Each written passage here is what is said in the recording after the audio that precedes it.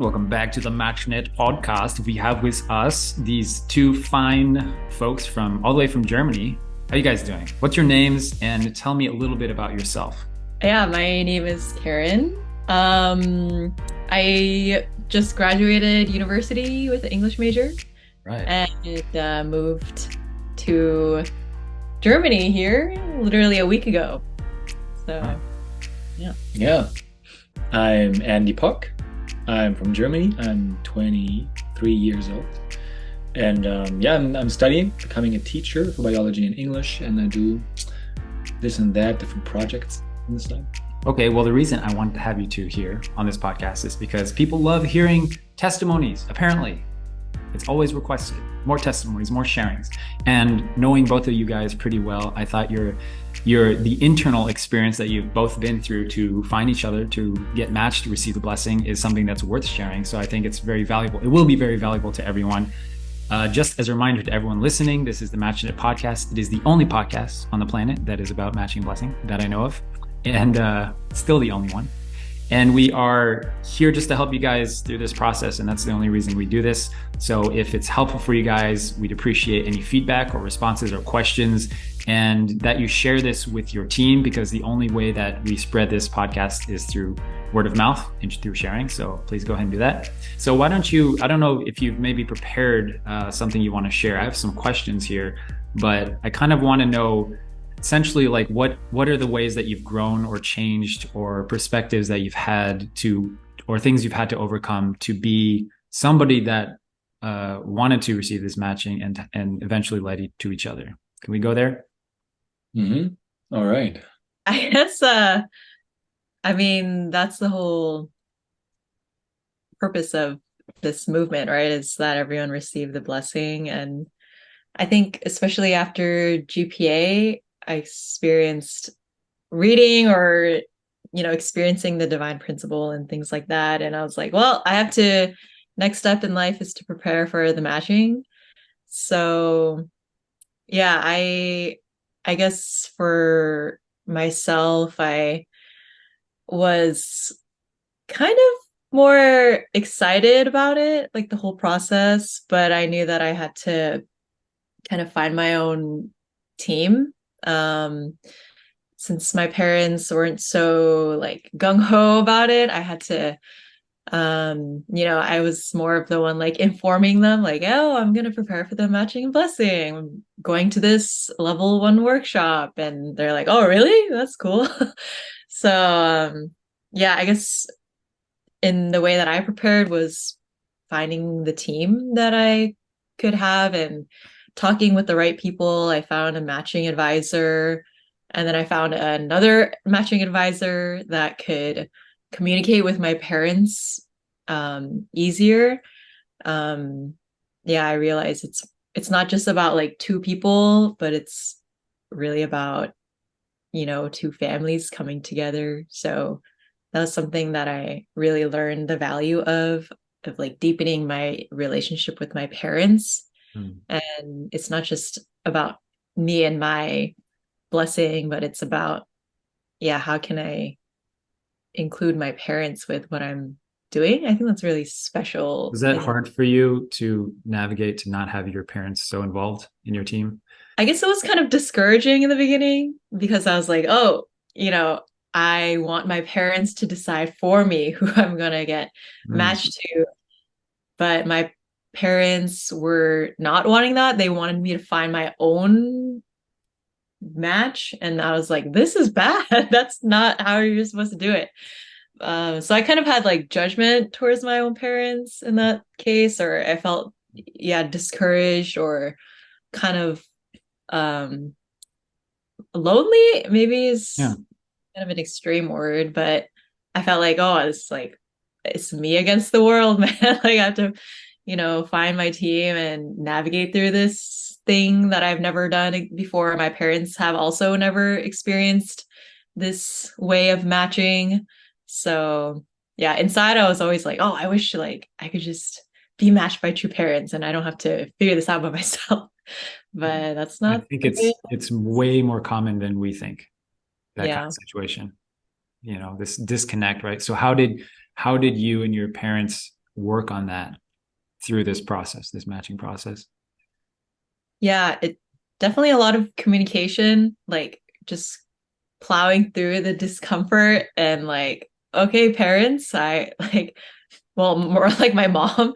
Okay, mom, I want to prepare myself and I have this matching advisor. Do you mind like can we talk with her and hear, what do you think about, what is your expectation or standard for the matching and blessing? And like, here's what I think. And kind of having this mediator, our matching advisor, kind of be like a mediator between the two of us to communicate. So you found your team, and then that was helpful for you to make your team. Yeah. Yeah. I think otherwise it would have just been like, I think I would have felt very disconnected, or I don't know, like I'm just doing things independently without, God's support, or I don't know, it would just have been very confusing to navigate through. And how did your team kind of approach you with proposals or candidates? Well, in our case, I told my matching advisor that I was my matching advisor asked who I might be interested in, and I said Andrea's name, and then it went about that way. So I didn't I guess receive. I kind of initiated the process. Yeah. Well, there's something interesting you went through, because earlier you said you wanted 100% your parents, or ideally your father, to just decide for you, right? That's a very stark contrast to you making your proposal to your team, right? So what changed? How did you go through that? I mean, I was like, okay, if not them, then I guess myself. Like I have to do it, and then just make sure to offer it to my team, not just like, oh, I'm just gonna do what I want to do, but it felt more like a security, like protection. Like, okay, I have an idea, I'm gonna offer it to my parents, to my team, and then, let's do this as a team, not just like by myself. So Andy, what is your side of the story? Let's unpack you now. Let's unpack me. Yeah. What to say? Yeah, just any general message. How did I? Yeah, I mean, it's interesting. This one of the things that came to my mind, like, what did I have to work on or overcome in preparing for the matching? This contrast of, because when I grew up, there was not really this concept of choosing your spouse or looking for your own kind of partner. It was just people were still going to true parents matching. So that was the only thing we were kind of looking forward to. And then it kind of became, okay, your parents are going to match you. And all the testimonies we heard back then were, oh yeah, my parents matched me. I woke up one morning and they told me, we have someone for you, or something, something like that. So when it came to the time when I wanted to start matching, it was kind of like, oh, I noticed that I think I already have a bit of an idea of the person who I'm looking for, or people who this might work with. And I feel like I have some people who I might want to suggest to my parents. So when I did 3 years of SDF, and then I came off, and I kind of was like, oh, I think I want to start preparing for the matching, and actually I want to suggest people to my parents. But and that was a bit of a contrast to the concepts I'd had in my life before, but it wasn't so much of a like conflict inside. It just kind of transitioned smoothly for me, I guess. I just kind of noticed that I think it's fine if I talk with my parents about it, and we talk with my parents about how we want to approach the matching.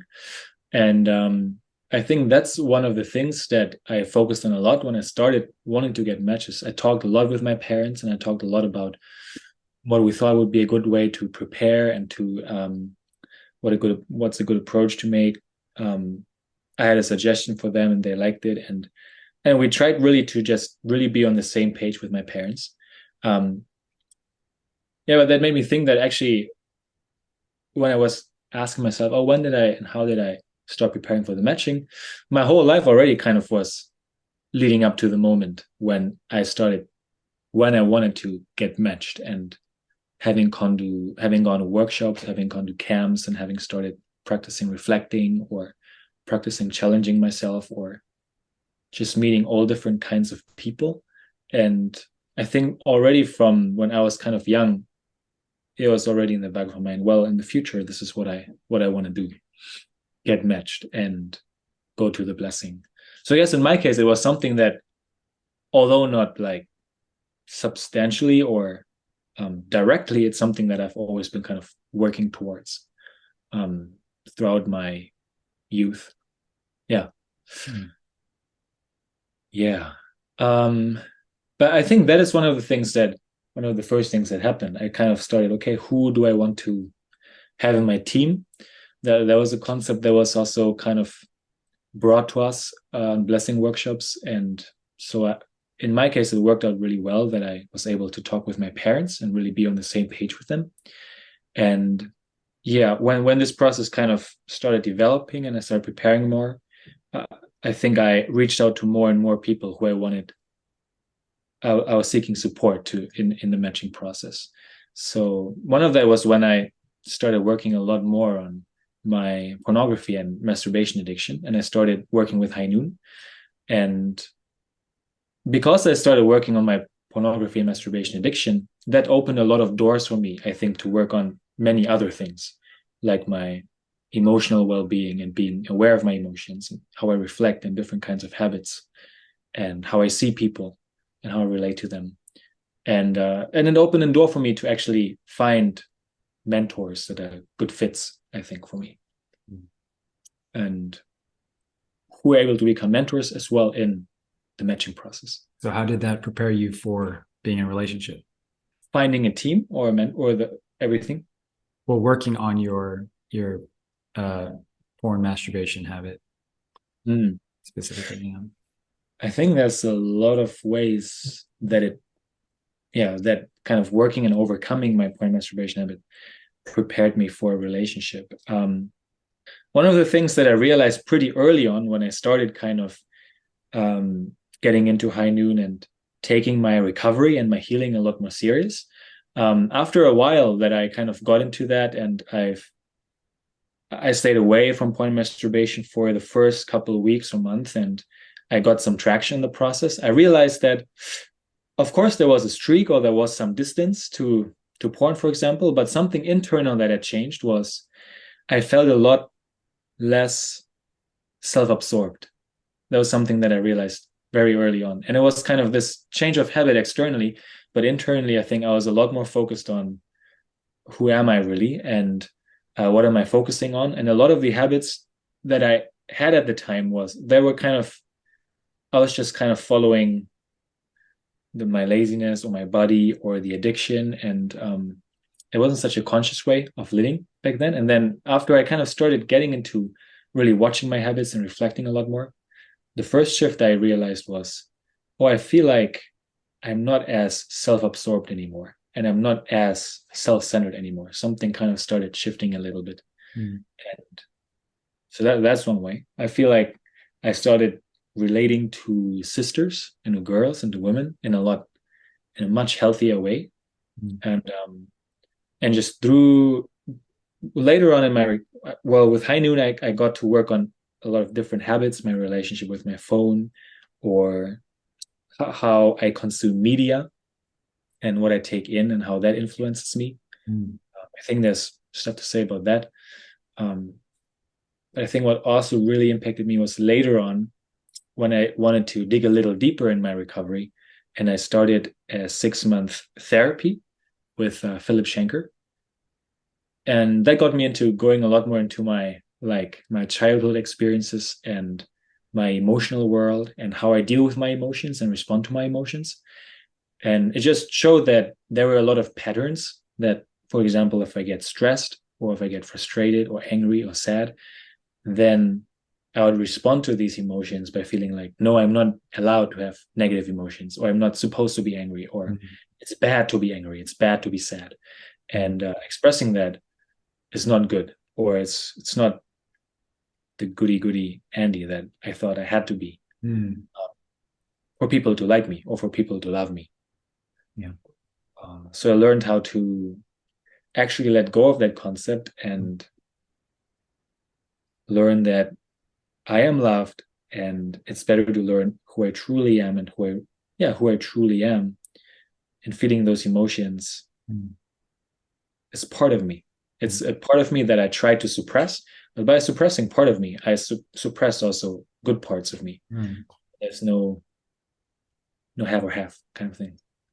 You're touching on a deep fear that a lot of people have that are preparing for matching, men or women, which is the fear of having these conversations in the matching process.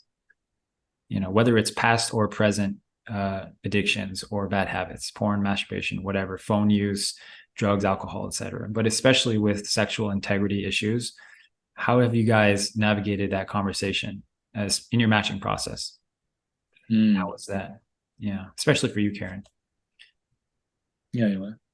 I guess before or as we were talking, I mean, I knew that those through High Noon and receiving talks and things about the issue of pornography and masturbation, but it was something that I never experienced myself, or I never came in really into contact with. So when we were in the process, we would talk about it because it would come up in like Andy's journey. Like we would talk about it. And I feel like it was like it's a very just vulnerable experience to share. And I was really grateful every time that he would share it because it's a part of his story. And it's not like something to necessarily hide or shame or be shameful of. It's just like a part of your journey and a part of like how you're growing through it. So yeah, I think talking about it was really helpful because I could like learn about like how Andy is reacting to his experience with that. And I can see how, he's really making these effective decisions or actions or, even thoughts to like grow himself. So, I mean, already the fact that he's in like High Noon, it kind of shows like a certain standard of a person. Like you're willing to put yourself in a place where you can grow. Like, and I think that was already like a really, it's a sign of a high quality human being. I feel like.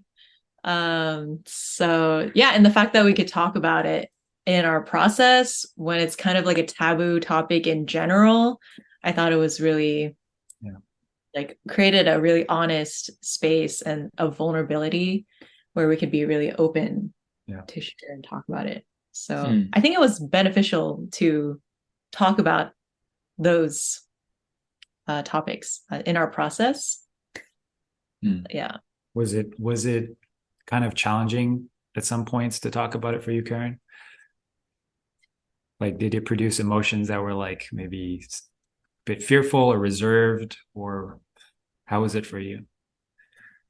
I feel like sometimes I would just be like, I honestly don't know how to respond. Like I'm here and I'm listening and I appreciate the fact that you're sharing to me. So honestly, I really appreciate that. But I don't have anything.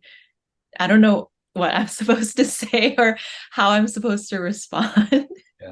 So I just say that, but it didn't make me change how I see Andy, like at all as a human being. Like it didn't make me like him less or not appreciate him, like it just made me appreciate the fact that we can create this space of honesty, but it didn't change my thought or perspective about Andy. I think rather it like enhanced it because of how honest we could be in our process. I want to put a pin in this conversation for everyone listening that has this fear, which I know is everyone. What you just heard, what Karen say, guys, is to look at somebody first and foremost as a child of God before you look at their behavior or their mistakes. And that is exactly what Karen did. And if you can listen closely to what she said, she did not even consider that he was less than, or that maybe this isn't going to work because of this. But in fact, she was looking at how can I love, and how can I grow, and how can we grow from this experience. And so I want to pinpoint this because I want it to be proof of evidence to you that this is possible. And I keep saying this every time I am giving talks, every time I receive this question: is it possible to go through a matching process even though I've made mistakes or my spouse has made mistakes? And there's always this fear of like, oh, it's not possible. But I'm doing this podcast with these guys because this is evidence. It's proof, okay? That the most important way forward through these conversations is to have give and take about it, is to talk about it, and to first see each other as a divine, uniquely beautiful son or daughter of God first. And I promise you, if you can open your mind to that first, and you look through that filter and through that lens, then you will, your pool of opportunity is endless, and the opportunity for God to work in your relationship, in your life, in finding someone is endless, because then anybody is a possibility, right? It's beautiful. So I just wanted to say that, Karen, thank you for sharing that. Andy, what about on your end?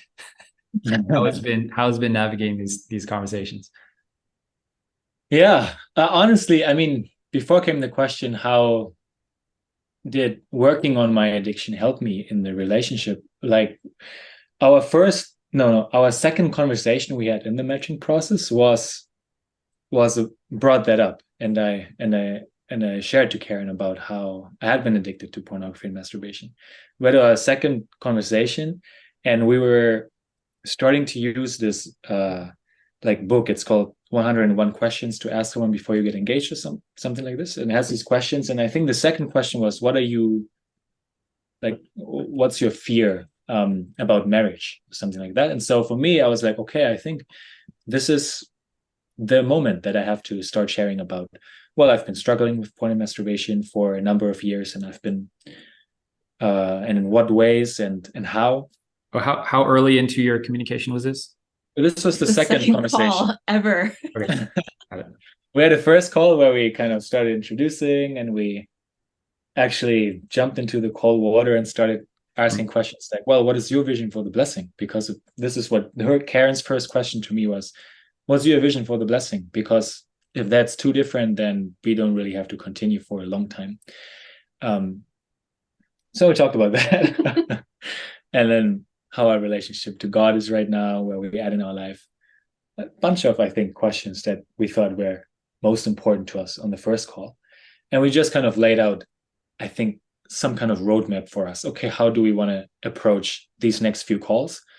We knew we were going to have online calls for 2 weeks, and then we were going to meet in person on a workshop. So we're like, okay, how do we want to handle these first 2 weeks?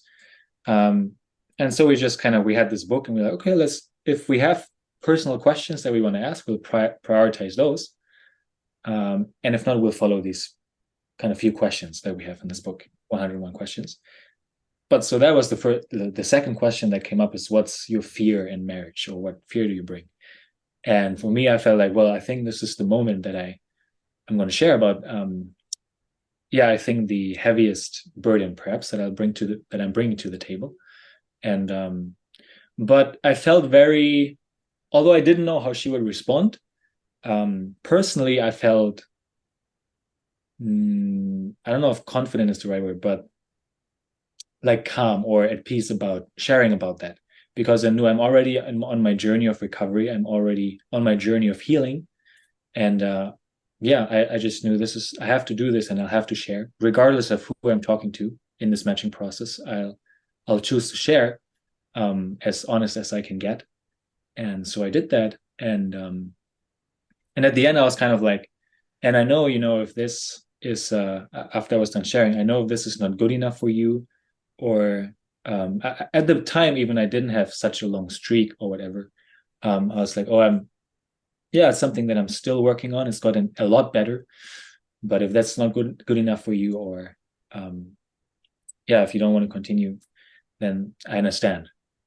And and I was really amazed by Karen's response back then, our second call. And she was like, hey, what you just shared, she was like, wow, I'm like, thank you so much for like what you just shared and your honesty.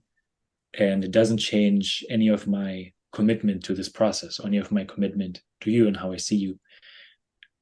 And that really moved me. And that was just such a wholesome response, I think, to who I was, not to the problem. And the problem wasn't kind of put kind of on my face as my identity, but it was something that I dealt with and I've been dealing with I dealt with at the time.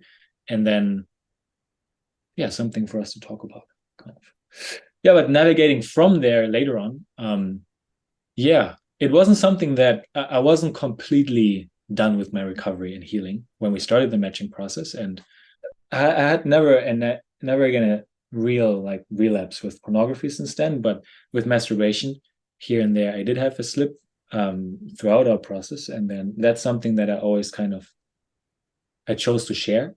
And I really felt strongly that I think being able to be honest and speak the truth in our relationship is something I want to prioritize.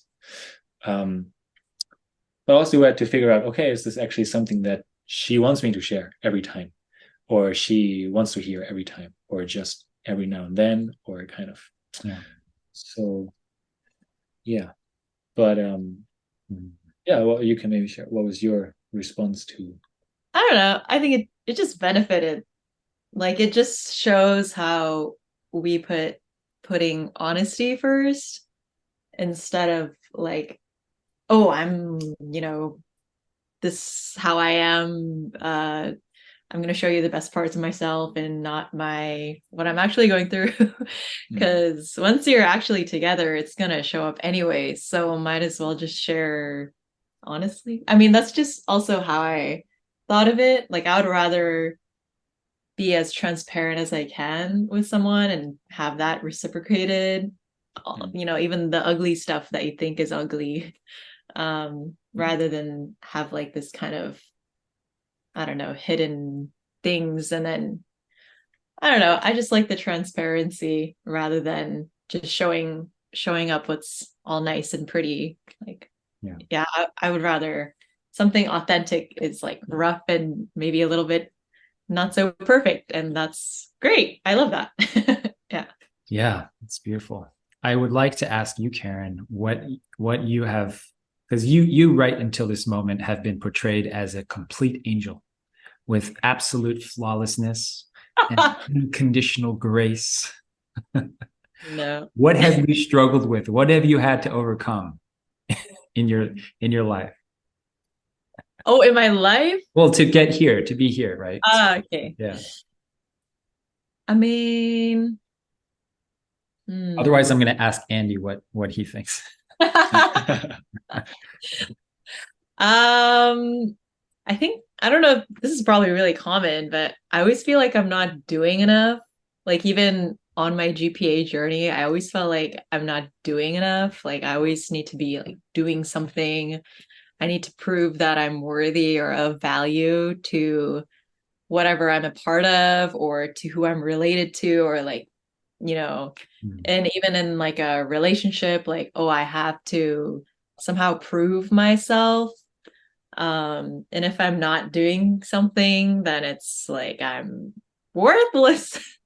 So I think, yeah, I guess that would be something that I mean, even now I still kind of deal with that. I think I know inside I'm very confident, like I know that I'm worthy. I'm a child of God, and nothing will change that. Like I know that is my core.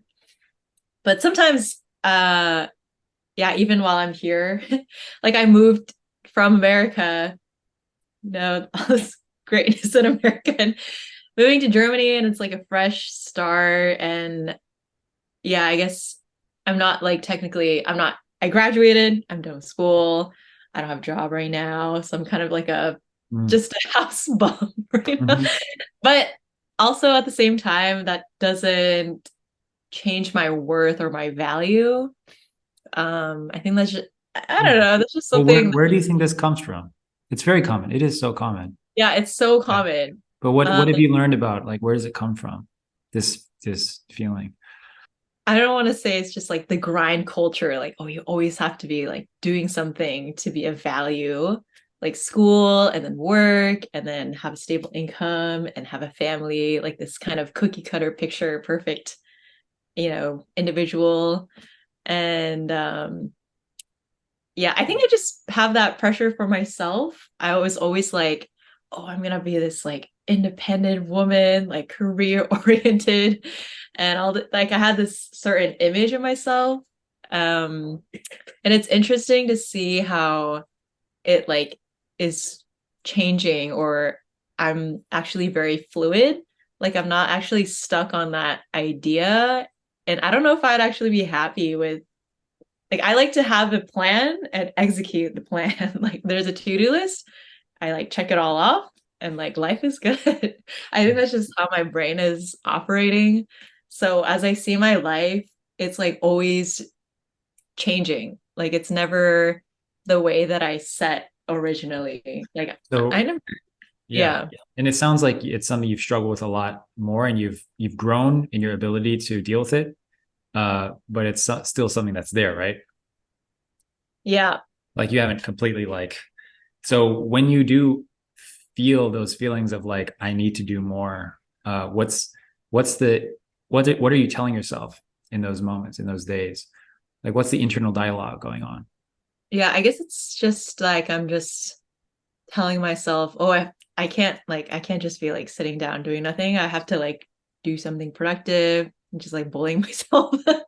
And but I also don't want to like tell people that I'm struggling. So I'm just kind of, it's a mind game. It's just myself hurting like myself in my mind. And I don't want to tell people because I don't want to be a burden to people. So it's Yeah. like more of like I'm just putting myself in a cave in a corner until I'm really sad. And I'm like, wait a second, this is not right.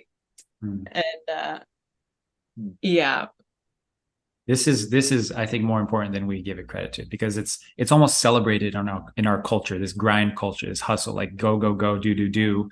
And but when people become susceptible to feelings of like, oh, I should be more, I should be doing more, I should be this, which is okay, it's a motivator, it helps us move our butt, right? But when we aren't that, and we tell ourselves things like, I should be more, other words, I'm not good enough. And I think that's a very, very destructive cycle that people get stuck into, right? And they kind of spiral from there. So, Andy, what do you think about this? Like, where does this come from? This feeling of like, I should do more, right? Mm. Yeah. I think I had my own fair share of feeling like that. I mean, now a lot kind of growing up. I think growing up, I was always very involved in like our church events and workshops and going to workshops. And I kind of, really invested into, I have to be this, I don't know, goody, but I have to be this like perfect image of myself. And I have to really live up to people's expectations. And I had this experience when I was young, and I had these older brothers who, anyway, they just told me like, oh, you're so young already, but we feel like you're already so much older. You're so much more mature. And I kind of felt like, oh, this is kind of what I have to live up to. And I want to fulfill this expectation. So I have to be older than I am, and I have to kind of invest into that. And well, it was good in a way. There was good tendencies in that, because it made me kind of invest sincerely and invest seriously and kind of work on growing myself. But what it also did was, I felt like, oh, I have to live up to a certain expectation, and I have to live up to this certain image in my head of, oh, this is how I'm supposed to be and who I should be, because this is what people affirmed about me. But yeah, so it made me feel like, okay, this is what I have to be and who I have to be, so that people can accept me, or people like me, or people can love me. And it was, I think, perhaps rare for me to just be myself and test how will people like me if I'm just completely open with them and I'm just naturally myself. And anyway, so I think this feeling of, oh, this is who I should be, or this is what I should do, is because of these expectations that we have on ourselves.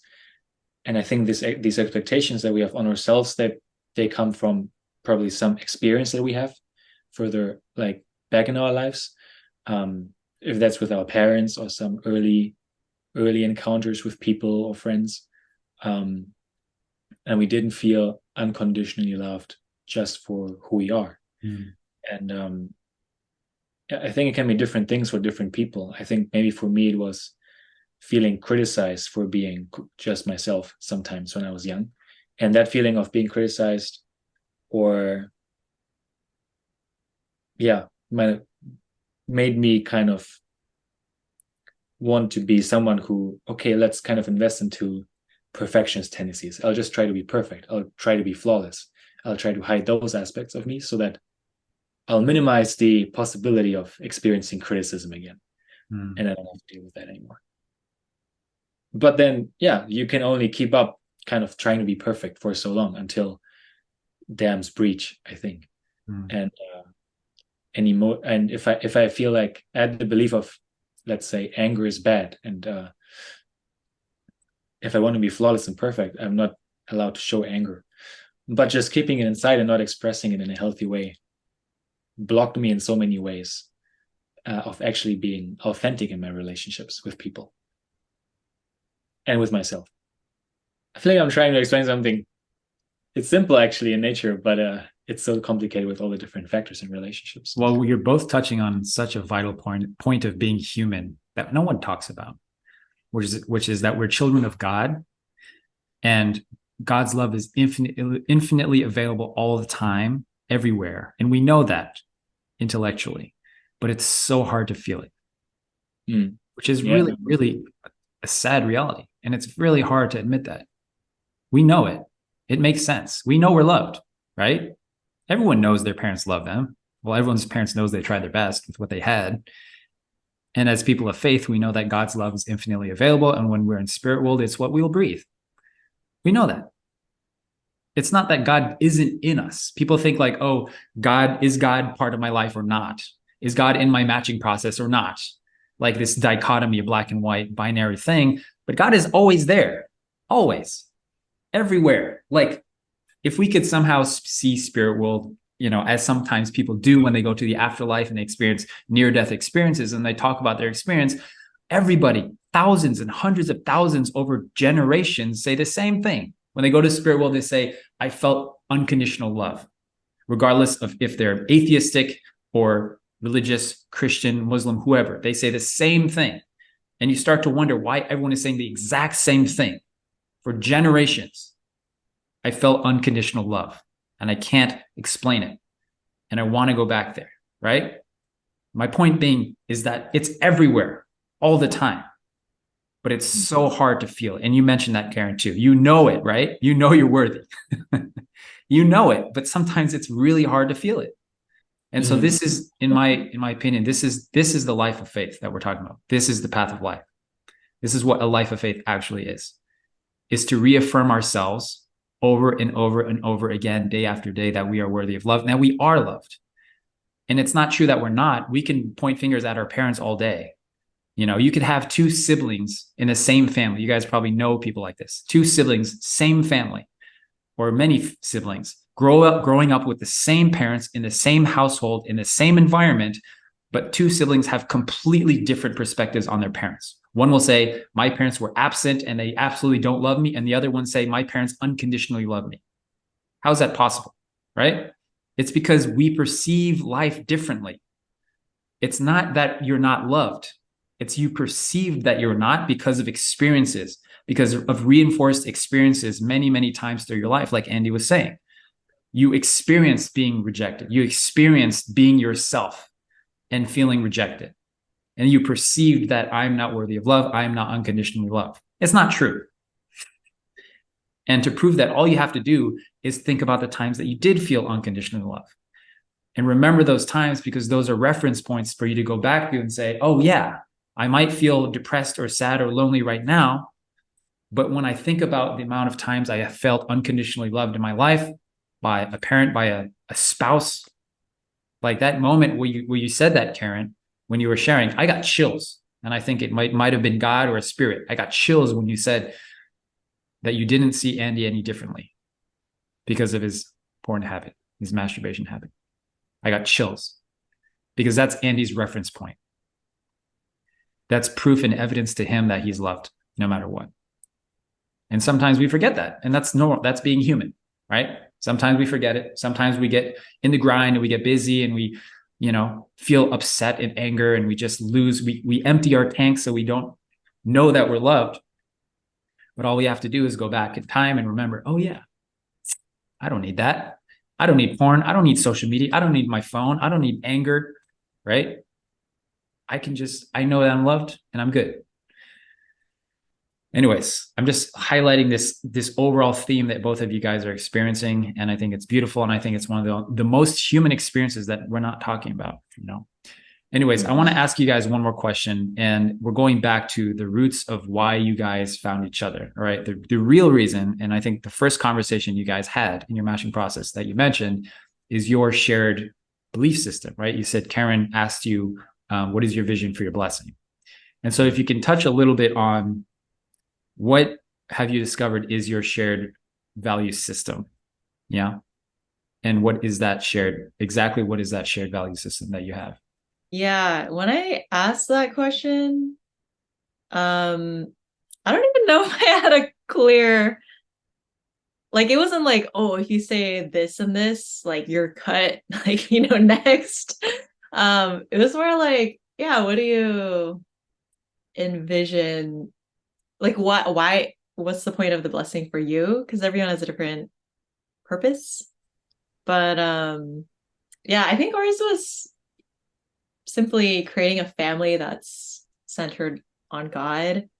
And yeah, that sounds so basic and simple, but yeah, I don't know. I honestly don't. It is basic, but it influences so much of your life. Like, just, I'm sorry to talk here, guys, but like, just think of what that implies, right? I want to create a family that is centered on God.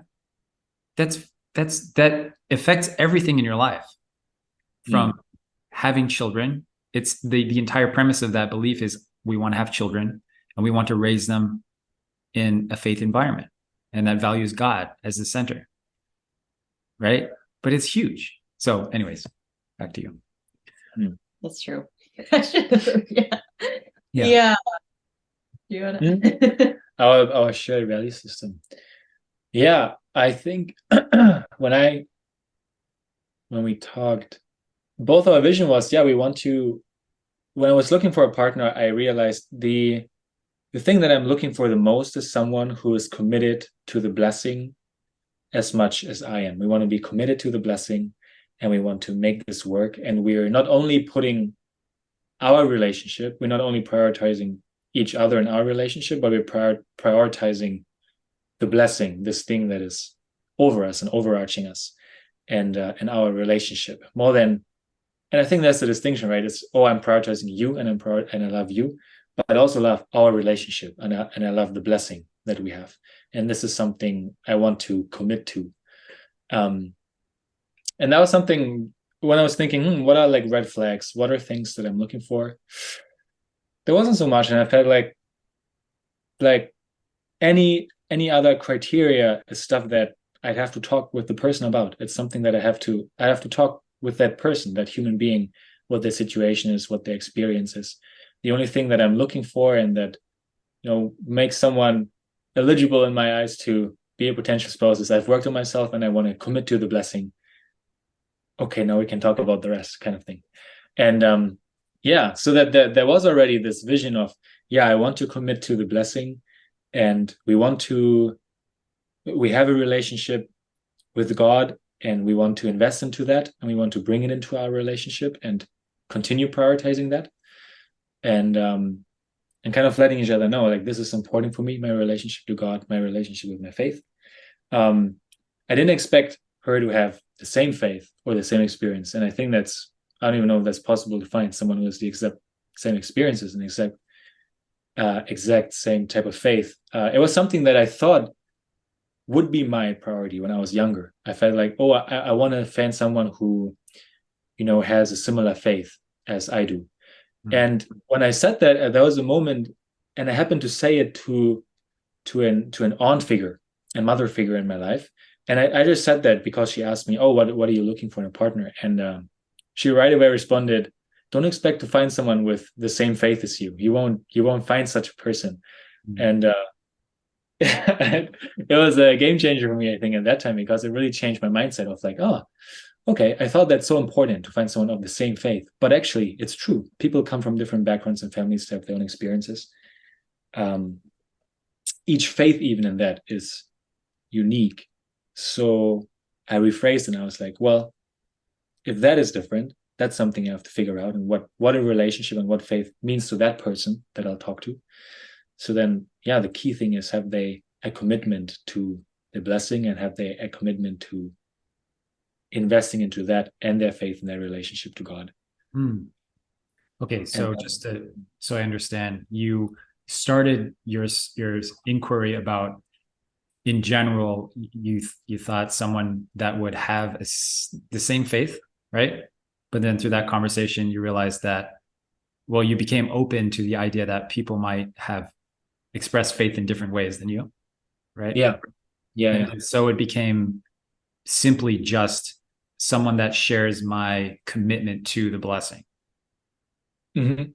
Yeah, that was like the only thing that I could say, oh, this is for certain what I'm looking for. Okay. So you narrowed it down, essentially. Yeah. Yeah, I felt like that was what I narrowed it down at that time. Because, I mean, one thing is, and I think there's truth in it too, to figure out who am I, and by figuring out who am I, what do I want, and what am I looking for in a partner. I think that's important too, and kind of knowing my direction. But something that I figured out for myself was also, I shouldn't be too picky in choosing, and I shouldn't be too specific in, oh yeah, I want this person to be this and this and this and this. And have very specific criteria for choosing my spouse. So I because I thought, well, each person is different. And at this, anyway, this is a very recent experience that I had at the prayer night.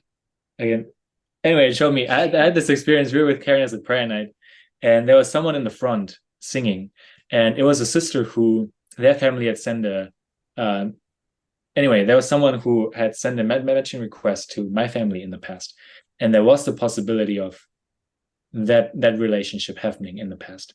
And there was no like emotions in the moment. I was just kind of praying, and then I noticed that moment, and I felt like, oh yeah, that's true. There was a time when I could have gotten married to a different person, and that would have been okay probably, and Karen would have found another great, amazing guy. But things happened in certain ways, and we found each other, and we're happy that it did. And my feeling was, somehow we're all one.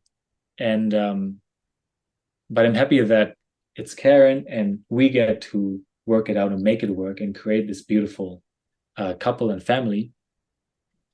But essentially, I felt like, but yeah, that there would have been different options too, or different possibilities, if circumstances had been different here or there, or at specific times.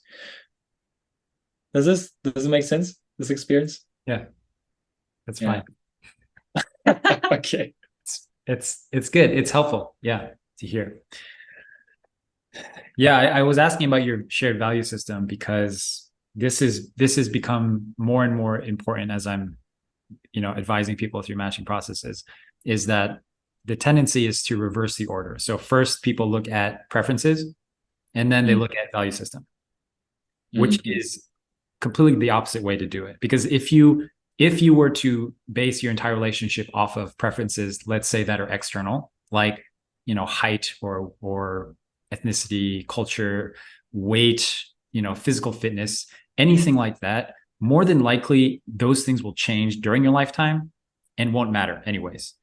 And when you go to spirit world, it'll matter infinitely less, because none of that stuff matters. You know what I'm saying? And so if you base your relationship first and foremost on your value system, a shared value system, now this goes for the blessing, but also in secular marriage as well. So if you base your relationship off of the value system of a blessing and raising a family and God's family, then everything after that is completely 100% optional, 100% optional. And people often ask questions like, is it okay to have preferences? Yeah, but caveat, number one, you have to make sure that the value system is aligned first and look first and foremost through that lens and through that filter. And then you can have preferences optionally. But the risks of doing that is that the more preferences you have, the more you narrow your pool of opportunity. Literally, numerically, you limit your pool of opportunity a lot. And also you limit the opportunity for God to work. Because if God said, hey, I have this suggestion for you of this, short Japanese man that doesn't speak English, but your preference was that they have to be a certain height, and the first filter was like, oh no, I can't do that, then you don't let the opportunity work, and you narrow your pool. Or if your filter is someone that has never struggled with porn and masturbation, right? Like, good luck. You've immediately eliminated a lot of people in your experience. So I'm just being real here. I'm just being practical. So this is important because we have to first and foremost think of people as children of God, as you've done, both of you, and also look through the lens of what is our shared value system, as you've done, And I think this is a beautiful story that you've been sharing with us because it really paints the picture for what is truly, really important. And I'm very excited for the family and the marriage and blessing that you'll have your entire lives. I'm very confident that you'll have a great experience, right? Is there anything else you guys wanted to share with everyone? Well, I agree with everything that you said. Anyway, I think that was when I was reflecting what I want to tell people. This is what came to my mind, kind of figuring out who they are and their values and what are their principles in life and that they want to live according to. And that's their, you put it as the lens through which they look for someone. But in that, not being too picky in choosing. So if you find someone who has the same value systems, there's familiarity in their way of life, then what's the only thing that's missing is can I commit to that person and make it work? I feel like. Yeah, and I would just say if you're in a process like with someone, it's already so difficult to come to that place. So many, I don't know, prayer conditions or whatever. So just give your 100% while you're talking with that person. Like, bring yourself as fully as you can to the other person as you're able to.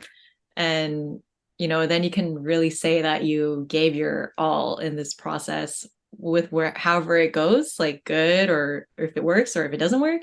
At least like you gave your best and everything, and you can be really proud of that at the end of however it works out. So I'd just say, just give your 100% and don't be so mean to yourself. Find some joy in talking with someone. Yeah, thank you, Andi and Karen. If people want to reach out to you, is that okay, by email or something? yes. Yeah, sure. You guys can let me know if you want to reach out to them, and I'll be sure to connect you guys. All right. Thank you all for joining this episode. Please consider joining the MatchNet program at matchnet.us if you want to get through a step-by-step process to the matching experience. And we love you all so much. Please share this episode with people that you love, people that are on your team, and we will give you all the love in the world for that. Thank you so much, Andi and Karen. See ya. Thank you. Guten Tag.